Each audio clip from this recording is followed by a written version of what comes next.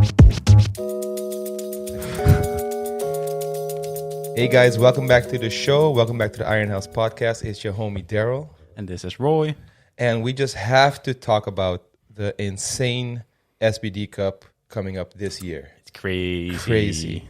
And the reason why it's so crazy is because I don't think there's ever been this many signups for any powerlifting competition in Holland ever. No. So for reference, like the SBD Cup has always been the biggest meet in the It's Netherlands. always been popular. That's always been my favorite competition to go to as well. Yeah, same. Last year was around 200 participants. Mm-hmm. And this year they bumped it up to 400. 400. There were so many signups. Unbelievable. And I have the list in front of me. And as of right now, there are 417 people signed up. And for some funny reason, the max amount of participants is 400. So there's 17 people who are above the max. But that's usually, I don't know how that works. That usually happens with signups. Yeah. And there's even reservelijst, so people on the waiting list of 43 people. It's crazy. That's absolutely insane. That has to be the biggest. I don't know how big those really big CrossFit competitions are. Those lowland throwdowns, but this is a really big competition. This is a lot of people, and I've understood that. Well, we all know there's going to be 3 platforms this year. Though I think because they got to do something different to get this amount of people. So so when the signups just opened, they had the limit at 256, but the signups filled up so quickly that now they bumped it up to 400. But like, even with 3 platforms, you can't realistically have 400 people lifting. It kind of has to be days. 2 weekends, right? Yeah, it has to be 2 weekends, or maybe like a third day, like the little Friday, Saturday, Sunday. That's also possible. That's also possible. Or maybe because the signups open pretty early, so maybe they're now looking for a bigger location where they could do 4 platforms. I don't know.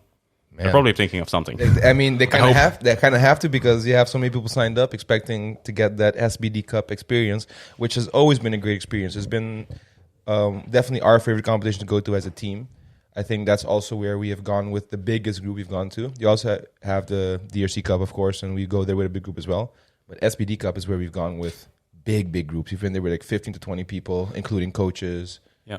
But now DRC Cup doesn't really exist anymore. True, yeah, but back in the day. It hasn't happened. Yeah, no, back in the day. Like there was SBD Cup, DRC Cup, but now it's just SBD Cup. Yeah. Which I think is also the reason why the SBD Cup is now so big, because there's no other big competition. Yeah, but if I'm not mistaken, I think even back when it was still around, I think people just really got a kick out of going to the SBD Cup. It was just like a bigger party in that sense. It was also pretty perfectly spaced between nationals. Yeah. So you can you can do nationals, then have like half a year to train, do SBD Cup, then have half a year till nationals again. Like not exactly, but right around. Yeah. So for people who are listening who aren't completely clear on what we're talking about, so in powerlifting in Holland, you have the federation. The federation organizes multiple competitions, official competitions throughout the year, and you have those official competitions next to the unofficial competitions like the mock meets that we organize. And we've also organized official competition. We've organized junior Dutch championships twice, and that was really fun. So these competitions are a big deal because people have to compete here to qualify to be able to lift at the national championships. But I think what's happening now also is a lot of people who are competing for the first time and not necessarily doing so for qualifications are just choosing to go to SBD Cup because it's such a big hype around it. It's the one where I know maybe the most social media cloud's going to happen, or where there's just the most people going. There's a lot of young people going as well. Yeah, because if you look at the nomination list, which basically like the sign-up list, they ask you for what's your best total. A lot of the nominations have like no chance of actually qualifying. No, not even close. Yeah.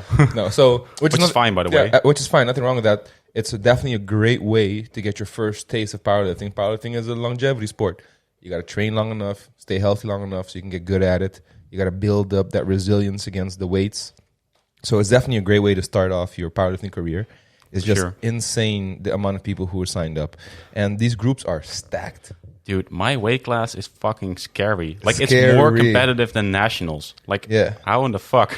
But I'm super proud of you because you're still pretty up there, though. You're not, for how stacked it is, like, you and Lee are, like, right there, like, right next to each other, look at totals, because you can go to the SBD, to the Kanka SXC Powerlifting website, you can see the nomination list, and that's a complete overview of everyone's participating, and they ask you to add your best lifts, of course, into the system. Now, most people aren't completely honest. Some people like to play some mind games. They kind of like, put some weights a little bit lower, a little bit higher to like Yeah, those people, I'm like, you've never actually totaled that in a competition. Yeah. But that still gives you an indication of what everyone's ranking is. And you always have some outliers who this guy's he's gonna take the cake, or this girl's she's everyone's fighting for second place. And these groups are impressively stacked. I mean, I've never seen groups this big. This is some USAPL type of like competition where they have basically convention center with 5 different platforms. This is big deal. And Roy, you are, let me see, 1, 2, 3, 4, 5, 6, 7, 8, 9. You're 10th in a group of like what, 40? I think it's more like 70. Jesus, it's so much. So that's actually pretty good. Yeah. You're top 10 contender, which is the biggest competition in the country, bigger than nationals because you have more participants. And I think also nationals is a bit of it's kind of an honorable thing. You go because you compete for nationals, you want to be the best, but it's more of like a formal thing. SBD Cup, people go wild a little bit. They have more fun there, I think. Yeah. People let loose. They tend to try more. At nationals, you got to be really precise what you do. You can't miss lifts. You can't, risk losing certain numbers. But here, people tend to kind of let loose a little bit. And you and Lee are right there at number 10 and 11. And at the top, you got some of the really big boys, the cream of the crop. Because there's like 5 guys nominated at a total of like 760 and above. Yeah. Because before they expanded the amount of members, I was hoping to get top 3, and then like they expanded the member list, and I was like, okay, like this isn't happening anymore. You just get pushed down that list, yeah. Because before there was like 2 guys like way ahead of me, and then there was like a list which is like around 700. So I'm like, that's doable if I have good meat. But now it's like, I can't just add 50 kilos to my total all of a sudden. No, that's unfortunately not how it works. And because in this group particularly, you have some of the showstoppers. You have the record holders, the big contenders. You have Bob van der Boogaard, Big Bob, which is an incredible athlete. This guy always puts on a good show. And you have the OG, Piotr. Yeah. I was surprised to see him on the list. Yeah, like the Dutch godfather of powerlifting in that sense. Like he always puts on show as well. He's so precise with what he does, and I haven't seen him lift in a long time. I've seen him compete in a while. But maybe that's just me. I think he has competed recently because I think he did Masters Worlds or something. Oh, that's right. Yeah. And he also did the Dutch Master Championships, but he went like really easy. Yeah, from what I've heard. Yeah, Pieter's so great because he is so deep into the IPF world. He's part of the IPF organization as well. So he brings a lot of that experience also to the competition. And when you have Piotr, an older gentleman who's been around, and you have Bob, who's just so good at powerlifting, and he's still I think stretching his legs. I mean, he's got a long way to go still in his career. For sure. And those 2 guys, battling it out. At that point, it becomes the person who wins, the person who makes all the lifts, the person who doesn't fuck up, makes a bad calculation, or some weird thing doesn't happen, like someone gives you a really bad lift off on the bench or something. But those are the best competitions where like you actually get pushed instead of just like okay, I'll do some easy third attempts and then I'll win anyway because I'm so far ahead. Like you want to be pushed by your competitors. Yeah, that's the fun aspect. You want that competition to fuel you as an athlete, and all these classes are stacked. I mean, going down the whole list, even both men and women, they are stacked. And luckily, and beautifully to see, they are also filled up with Iron House members and Iron House athletes. Yeah, I'm so proud, man. Yeah, we got a lot of people. You handle all the registrations for all the athletes. How many people do we have going to SBD? I counted yesterday. We have 21. 21. God damn, 21. That's a lot of people. Yeah, and we have some beginners also going. And we have some more experienced people going as well. And we have some people who are actually making a run for the podium also. I think we had let me check.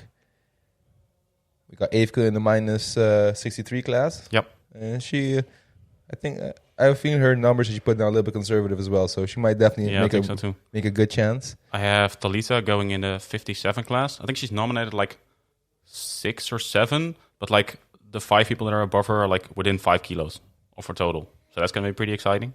I'm looking now and she got moved way down the list. Oh, really? Yeah, there's a lot more signups. So I hadn't looked with the added signups. It's so crazy. There's so many signups that it's such a big group that you're gonna have to wait until a few weeks out of competition, because this always happens to pop competitions. People sign up, they're so excited. A few weeks up to the competition, people cancel, they back out, injuries happen or whatever. Yeah, so it's speaking about that, like it's super ironic, but also kind of sad. I don't know if you know him, like Robin Kensenhouse. He's a masters lifter. I in my weight love class. that guy. Yeah, he's one of my favorite powerlifters to watch. I put a Instagram story like of the nomination list. I was like with the text like, "Oh, no way I'm gonna get in on the podium," and he DM'd me like, "Oh no, you shouldn't think like that. You know, stay positive. You know, anything can happen." That's such a nice thing to send. And then DM. 2 days, and he was competing at Masters Bench Press Championship, European Masters Bench Press Championship. Well, and then he tore us back there. Oh, so no. I DM'd him like, "Bruh, you jinxed yourself." Yeah, dude. But such a nice thing to do. Just to send someone like, but he's a fucking machine. Shout out to Robin. Yeah. If you haven't seen this, he's super cool. He's super nice. Yeah. Let's see. We got Evke there. We have, I think Jana was also. Jana's rate is now ranked second place in her group. Yeah. Oh yeah. So she stayed second place. Again, these rankings necessarily mean a lot, but it just gives you an indication of what the quality of the top contenders are going to be. So what kind of competition is going to become when you have one person who's just a big outlier. It's like 100 kilos total difference from the second one. Yeah. Then you know that it's not going to be much of a battle in that sense. So 21 people, that's a pretty big group. I think the last time we went to SBD Cup, we had, I think, maybe 12 or 13 lifters. And that already felt like a really big group. Yeah. We also took home a few wins, a few medals as well. So this is going to be a hell of a weekend, or double weekend. Yeah, and I think it's really cool because at that time I also competed at SBD Cup, but I was like pretty new member here, so I didn't really know anybody. And like I was like, oh, cool, there's so many people from Armhouse, but I don't know any people. And after that, it kind of faded away, which, you know, pandemic didn't really help that much. But that makes it harder. But like the past couple of years, it's mostly been like me, Leontien, Ries, and that's pretty much it. So it's now I have like 21 people go again. That's super cool. Yeah, super dope. Yeah. I almost went because SPG is the first time I competed, and I competed just because my homie Johannes was also competing. So I was like, we'll do it together. And I had like probably like the worst conditions you want to have going into competition. So I coached the whole day before, coached 6 different people the day before. And then I got like 4 hours of sleep. I got kind of like road sick on the way over to the competition. So I was nauseous as fuck. So that's like the trifecta of the worst things that can happen. My buddy Jeroen drove us over there, and he has this pretty low like sports suspension Audi. So every single crack in the road you could feel, and then he drives fast. So I was like, I didn't eat because my whole thing is I don't want to eat, so my stomach fucks me over later on. Yeah, I've heard you say that before. Yeah, it was horrible. So I had to go a lot more conservative than I wanted to. I had to like fucking grind some reps out, but it was definitely a lot of fun. And I would have loved to be able to do this competition as well. But besides not having time to train, but also to have so many of our athletes going, that I'm just going to be busy 24/7 with coaching. And pretty much. Yeah, and you're fucking me over because you're also competing. So yeah, when you're competing, I gotta make sure to hold it down for you. But I think most of my athletes are going to be lifting on Saturday because most of the like lighter women's classes are going to be on Saturday.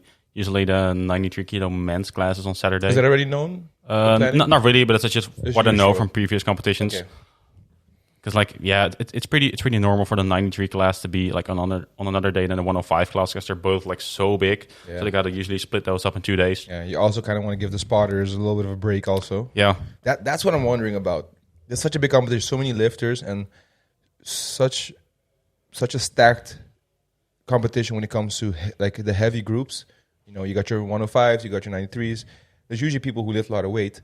So yeah, and there's also bigger minus 120 group than you usually see as well. Oh no, that's not true. That's true. That's pretty normal. But that means that spotters and loaders are gonna be working overtime. There's a lot of work to be done, and if they got multiple platforms, I just hope they get enough volunteers. Yeah, but I think because they obviously need like a lot of volunteers with that many people. But as far as like the actual loading weights, having bigger groups is or having weight classes with more people is actually easier. Yeah, because you don't change out big plates too much. Yeah, because what happened at Nationals, I think, was like, so my group was just like the 105 class, so that's pretty simple. But then the other group was like minus 120 men, plus 120 men, which has like Sebastian Templar squatting like 350 or something. And then also like women 84 plus.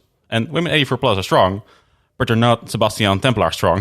Very few people are Sebastian Templar strong. So they have to go like from like 350 down to like around 200 again. Like that's more work than just going from like, I don't know, 250 to 200 or something. Yeah, that's exactly what I mean, because since the group is so stacked and you have beginners, for example, the lowest registered squat for the minus 20 group is minus 120 is 112, and the heaviest is 300. Ooh. So that's a lot of red plates moving up and down. And for the minus 105 class, you have the lightest one is 155, and you have again the heaviest 303. Yeah, so, but the 105 class is going to be split up into like it fucking has 4 to. groups or something. Yeah, it has to. That's what I'm saying. You're gonna have spotters and loaders working really hard to make sure the competition moves smoothly, and just the volume of people you need to be able to cover all the platforms and make sure everyone's comfortable. Because it's not only spotters and loaders. You got 3 competition tables. You got 3 sets of refs. So this has to be like a really big group effort. People have to pull together. The bond really has to come through in order to make this, functional for so many people. Yeah. I don't think it's gonna stay at 400 lifters. Yeah, there's going to be people dropping out. Yeah, because that always happens. But I'd be super impressed if it's still above 300 people. Yeah. That's still a lot of competitors. Yeah. But still, because there's still like 40, 50 people on the waiting list. So even if there were to drop people out, they'll just get filled back in with people on the waiting list. Who are you most excited to see lift? Ooh, that's a really good question. Do you have any people that you usually tend to like enjoy watching at Dutch competitions?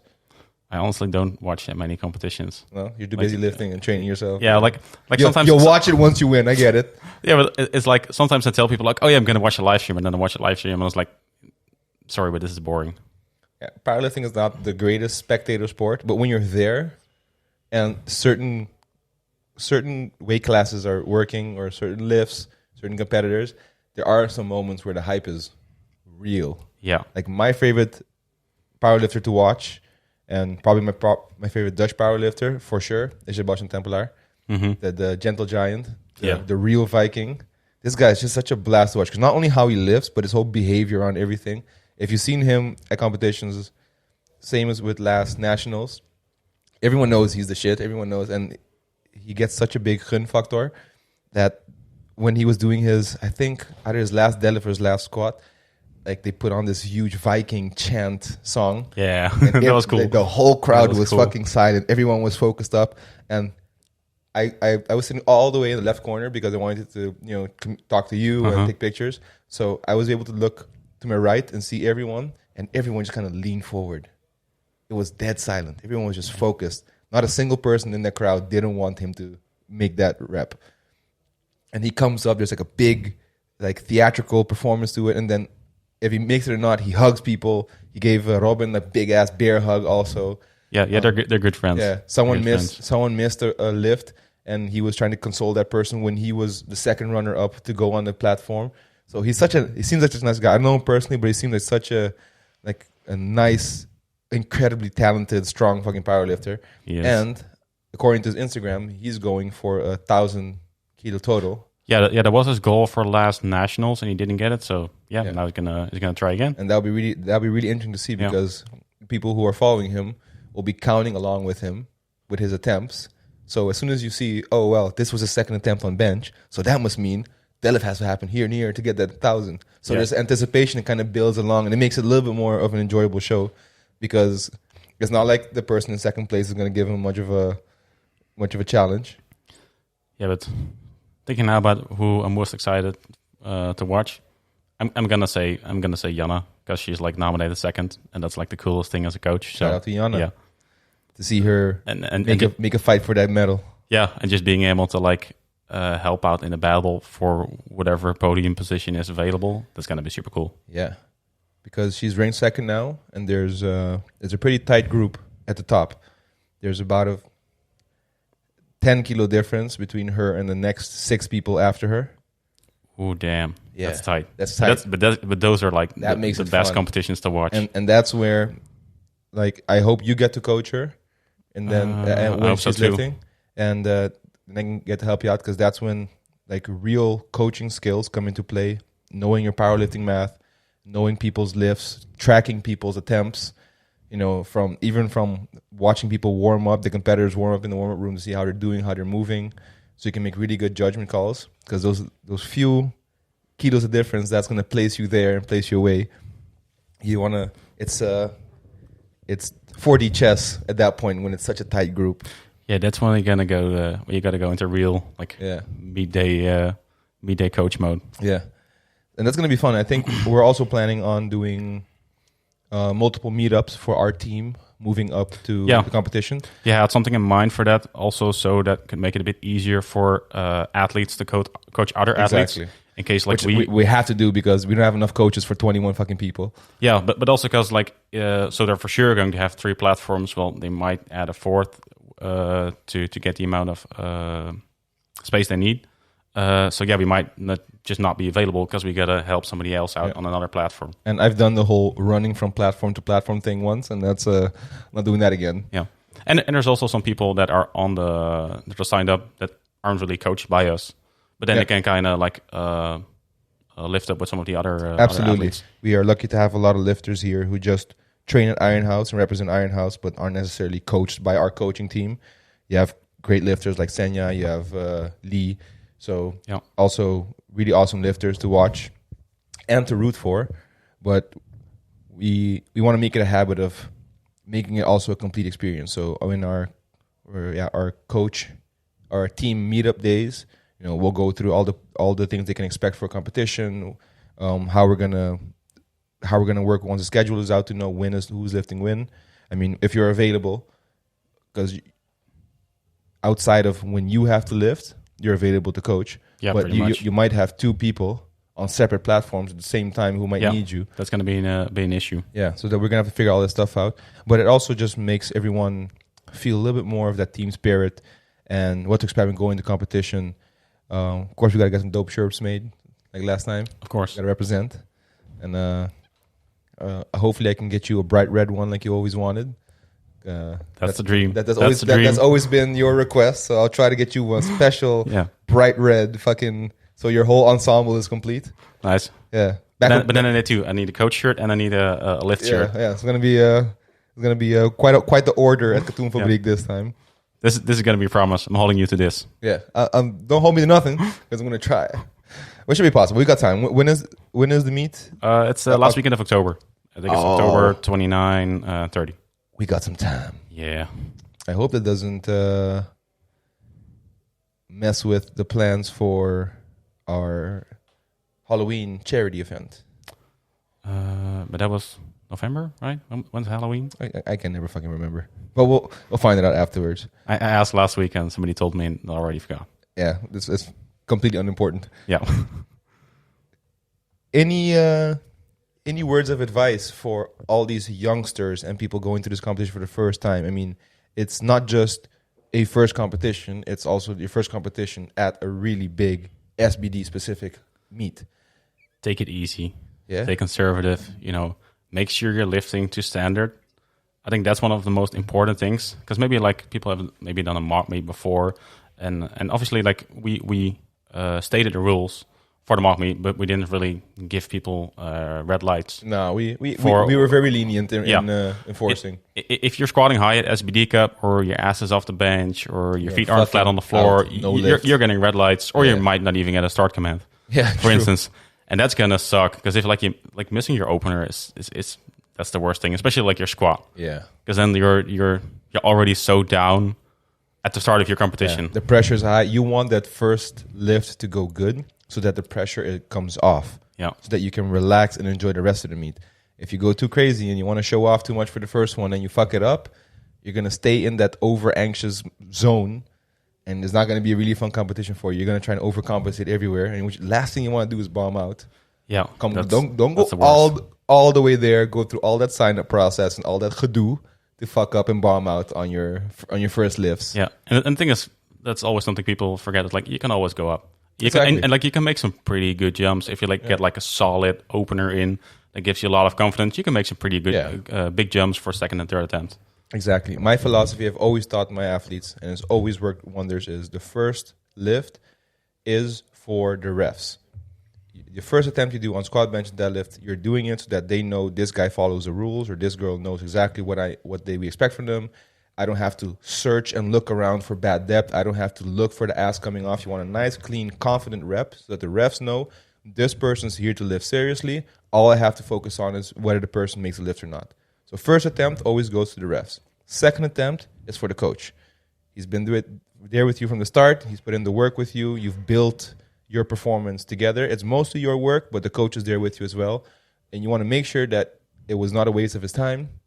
You want to show that respect. You want to show that appreciation. You want to make sure everyone knows that, hey, I'm being coached by someone who knows what he's doing because I'm able to get two good attempts in.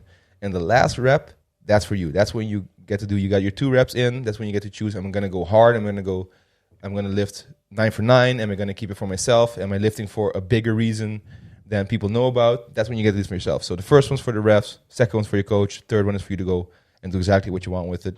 And that usually helps out a lot. So I definitely encourage people, especially beginners, think about it that way. And also, if you can, just do a beginner's meet.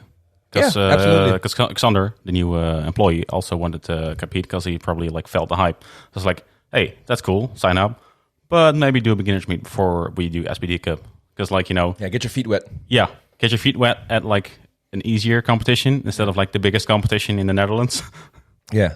So you can at least know what to expect and have a reference point of, okay, this is probably where I'm going to need a little bit of help, a little bit of support. This is where I might struggle a little bit. Or maybe you might find out that, well, I perform very comfortably under that pressure.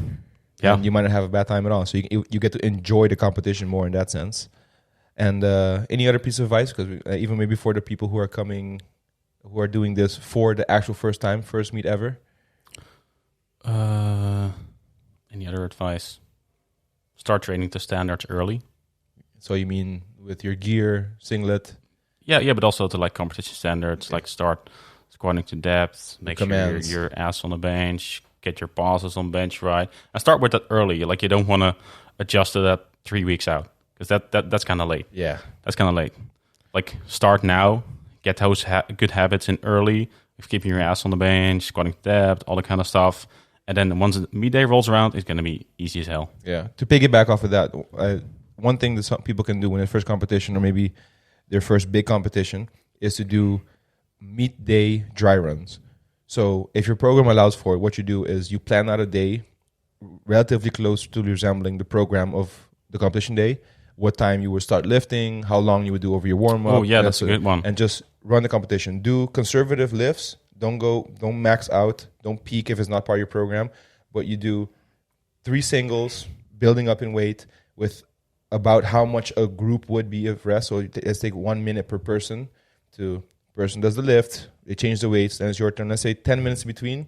You do your opener, you do your second attempt, third attempt, and then you take whatever the break would normally be. There's always a piece of break. There's another group after you. So you don't go squat, bench, deadlift within an hour. Learn to pace that out. Learn what it's like to not be able to lift on the timing and tempo that you are used to lifting at. Yeah, because I think that's also something very important. When you're in gym, you can set your PR wherever you want to. Exactly. If you're at an official competition, at least, you got to go when you got to go. You hear your name, then you have a minute to get a start command. Yeah.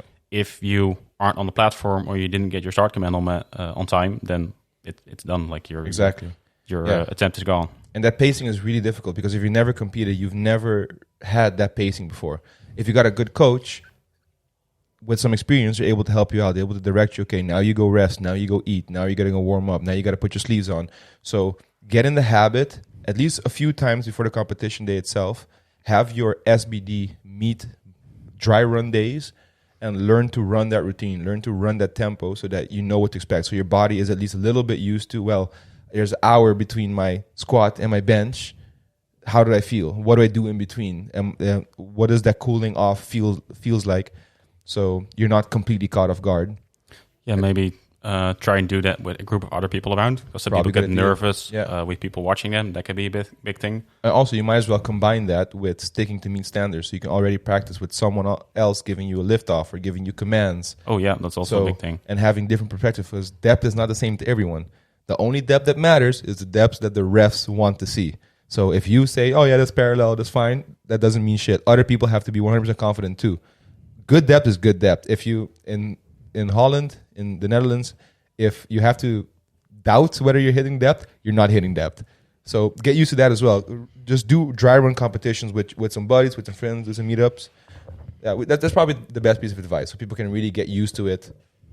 Hell, you can come do it here if you want, as long as you behave and keep my gym fucking clean. Yeah. If you don't make a mess. And they can even do it on competition equipment. Exactly, with calibrated plates and with a real rack. Because that stuff like can matter quite a bit, especially like, if you're strong. Like if you're deadlifting like 250, doing that on a basic fit bar on some techno gym plates is going to feel way different than doing it on a power bar with calibrated plates. Exactly, it's not the same thing at all. So yeah, SBD Cup should be one hell of a good weekend or weekends.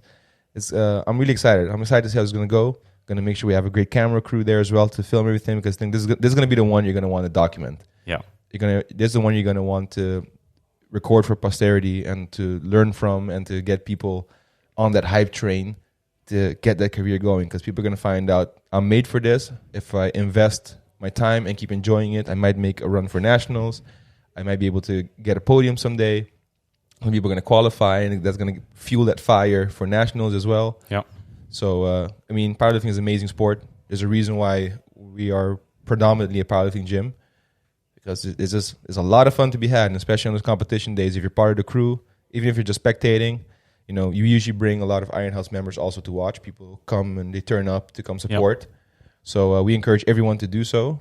We're going to post about it, of course, and make sure everyone knows when they got to be there, who's lifting when. And speaking about that, maybe you should give a shout out to, because they're going to need a lot of volunteers. Shout out to the homies, to the fucking organization. But so now they have a sign-up form for volunteers on the competition page. Yeah. So if you go to like KNKF Sexy Powerlifter, if you Google it, you'll get their website, go to the competition page, SBD Cup, and there should be a sign-up form for volunteers. So if you're interested, like if you've never gone to the powerlifting competition, but you think it'd be fun to watch and you don't mind helping out, fill that in. Yeah. Because spotting isn't that hard. Like they'll probably guide you through the process on the day itself. As long as you do your job, you're going to be just fine. Yeah, because remember, you're not just only helping the organization who absolutely need and deserve the help, but you're also helping your fellow Iron House members who are lifting. You're helping people who are competing for the first time. You're helping the whole community. So a few hours out of your day could really make sure everyone runs smoothly. So that's a really good suggestion as well. Yep. If you want to have some fun and gain some great experience, people are really grateful for the volunteers. Sign up as a volunteer. Go help them out. And I want to give a special shout out to the homie Glenn, because he's now part of the bond. Glenn is the hero we need, but not the hero we deserve. Yeah, exactly. He's been so sharp on all our emails and our questions and getting shit done. And you know, it's even more special when you're talking about volunteers. You know, people doing it out of kindness of their hearts.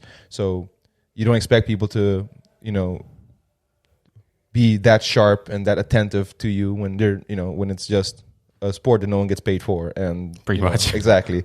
So shout out to Glenn and shout out to the whole organization for really stepping up their game. It's making our lives here as coaches of powerlifting team a lot easier. So shout out to the homies, shout out to the bond, and good luck to the people organizing the SBD. Because they got one hell of a job to do. Yeah.